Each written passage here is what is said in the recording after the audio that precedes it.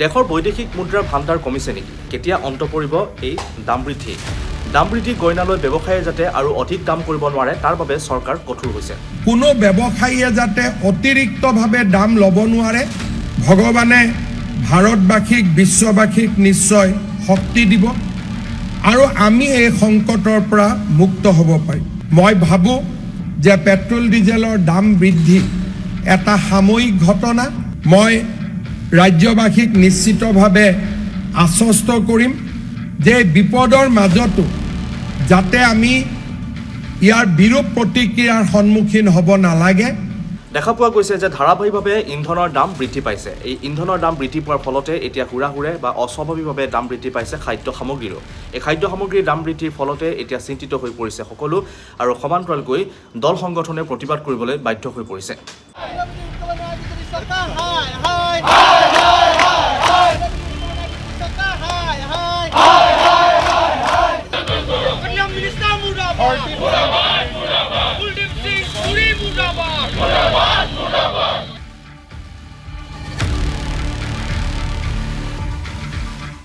এই দাম বৃদ্ধিৰ প্ৰসংগক লৈ আজি বিধানসভাৰ মজিয়াত মুখ্যমন্ত্ৰীয়ে আগবঢ়াইছে কেতবোৰ মন্তব্য।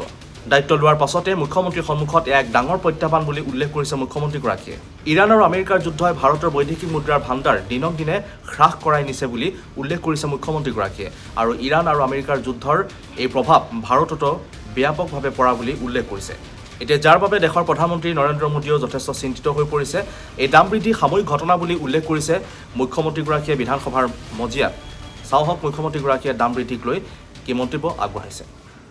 অধ্যক্ষ মহোদয়, কেইবাজনো বিধায়কে ৰাজ্যপাল মহোদয়ৰ বিতৰ্কত অংশগ্ৰহণ কৰি মূল্য বৃদ্ধিৰ বিষয়টো দৃষ্টি আকৰ্ষণ কৰিছে। স্বাভাৱিকভাৱে অধ্যক্ষ মহোদয়, ই এনে এক বিষয় যাক আমি কেতিয়াও এৰাই চলিব নোৱাৰোঁ।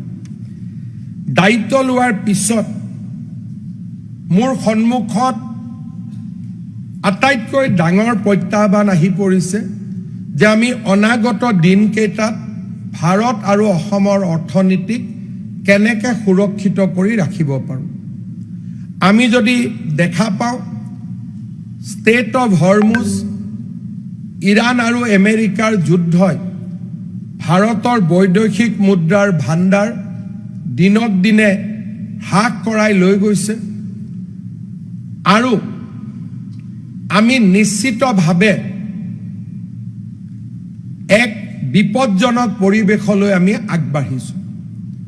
যদি ইৰাণ আৰু আমেৰিকাৰ মাজত যুদ্ধ শেষ নহয়, তাৰ প্ৰভাৱ বা তাৰ প্ৰভাৱৰ পৰা ভাৰতো মুক্ত হৈ থাকিব নোৱাৰে।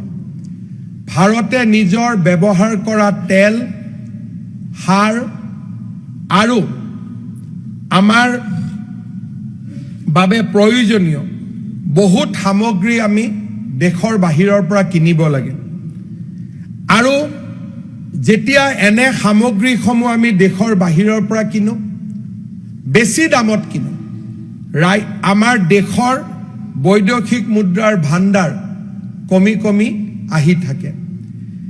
এই দিশটোৱে প্ৰধানমন্ত্ৰী মোদী ডাঙৰীয়াকো চিন্তিত কৰিছে আৰু আমাৰ সকলোকে চিন্তিত কৰিছে আৰু নিশ্চিতভাৱে তাৰ ফলাফল বা তাৰ পৰিণাম আজি আমি সকলোৱে দেখা পাইছোঁ। যোৱা কেইটামান দিনত পেট্ৰল আৰু ডিজেলৰ যিটো বৃদ্ধি, তাক সকলোৱে আমি অত্যন্ত উৎকণ্ঠাৰে সৈতে লক্ষ্য কৰিছোঁ। অধ্যক্ষ মহোদয়, মই আশা কৰিম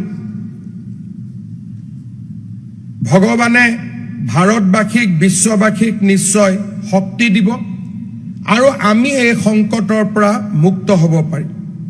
যোৱা 4 মাহত আমাৰ বৈদেশিক মুদ্ৰাৰ ভাণ্ডাৰ 720 বিলিয়নৰ পৰা 688 বিলিয়নলৈ হ্ৰাস পাইছে। তাৰ পিছতো প্ৰধানমন্ত্ৰী ডাঙৰীয়াই চেষ্টা কৰিছে যাতে ইয়াৰ বোজা সাধাৰণ ৰাইজে ল'বলগীয়া নহয়। মই ভাবোঁ যে পেট্ৰল ডিজেলৰ দাম বৃদ্ধি এটা সাময়িক ঘটনা আৰু যিদিনাখনে এই যুদ্ধৰ পৰিসমাপ্তি ঘটিব, আমি পুৰণি পৰ্যায়লৈ নিশ্চিতভাৱে উভতি যাব পাৰিম। মই ৰাজ্যবাসীক নিশ্চিতভাৱে আশ্বস্ত কৰিম যে বিপদৰ মাজতো যাতে আমি ইয়াৰ বিৰূপ প্ৰতিক্ৰিয়াৰ সন্মুখীন হ'ব নালাগে তাৰ বাবে আমি প্ৰচেষ্টা ল'ম। ইতিমধ্যে আমাৰ চৰকাৰক মিতব্যয়িতাৰ বাবে অষ্টেৰিটিৰ বাবে আমি কেইবাটাও ব্যৱস্থা গ্ৰহণ কৰিছোঁ আৰু মই ভাবোঁ যে অনাগত দিনত বিশেষকৈ বাজেট অনাৰ সময়ত আমি আৰু মিতব্যয়িতাৰ দিশেৰে গতি কৰিম যাতে আমি সঞ্চয় কৰা পুঁজিৰে আমি ৰাজ্যৰ জনতাক আমি নিশ্চিতভাৱে সকাহ দিব পাৰোঁ। বাজেটৰ সময়ত দেশৰ পৰিৱেশৰ লগত লগ লাগি আমিও প্ৰচেষ্টা কৰিম যাতে আমাৰ ৰাজ্যৰ জনতাক আমি সকাহ দিব পাৰোঁ। মূল্যবৃদ্ধিৰ বিষয়টো ইয়াত আলোচনা হৈছিলে। ইতিমধ্যে আমি প্ৰাইচ মনিটৰিং মেকানিজম কৰিছোঁ। সদনক মই জনাব খুজিছোঁ যে আমি 20 মাৰ্চ 2026 বয় বস্তুৰ যি দাম আছিল তাৰ লগত আমি তুলনা কৰি ক'তো যাতে চোৰাং ব্যৱসায় হ'ব নোৱাৰে, কোনো ব্যৱসায়ীয়ে যাতে অতিৰিক্তভাৱে দাম ল'ব নোৱাৰে তাৰ বাবে আমি কাম কৰি আছোঁ।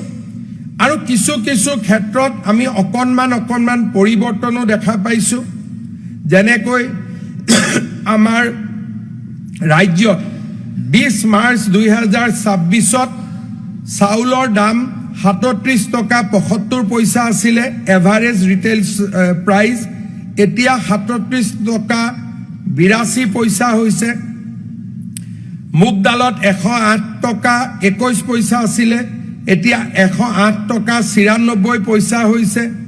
মচুৰ দালত 88.83 টকা আছিলে, এতিয়া প্ৰায় 4 টকা বাঢ়িছে 89.75 পইচালৈকে গৈছেগৈ।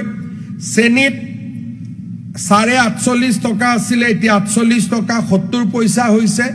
কম বেছি পৰিমাণে ডেফিনেটলি মূল্যৰ অকণমান পৰিৱৰ্তন হৈছে, কিন্তু অসমত এতিয়াও অত্যাৱশ্যকীয় সামগ্ৰীৰ ব্যাপক প্ৰভাৱ পৰা নাই।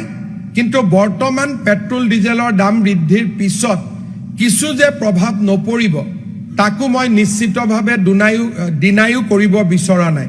কিন্তু চৰকাৰে আমি সকলো ক্ষেত্ৰতে সজাগ হৈ থাকিম, সচেতন হৈ থাকিম, আমি মিতব্যয়ী হ'ম যাতে আমি ইৰাণ আৰু আমেৰিকাৰ যুদ্ধৰ প্ৰভাৱৰ পৰা আমাৰ ভাৰতবাসীক, অসমবাসীক আমি যিমান পাৰোঁ আমি ৰক্ষা কৰিব পাৰোঁ। বিশ্বৰ অৰ্থনীতিৰ বাবে যোৱা 3 মাহ অত্যন্ত বেয়া দিন আছিলে। আমি আশা কৰোঁ প্ৰধানমন্ত্ৰী মোদী ডাঙৰীয়াৰ প্ৰচেষ্টাত আমি নিশ্চিতভাৱে এই বেয়া দিনৰ পৰা আঁতৰি আহিব পাৰিম আৰু ৰাজ্যৰ জনতাক আমি সকাহ দিব পাৰিম।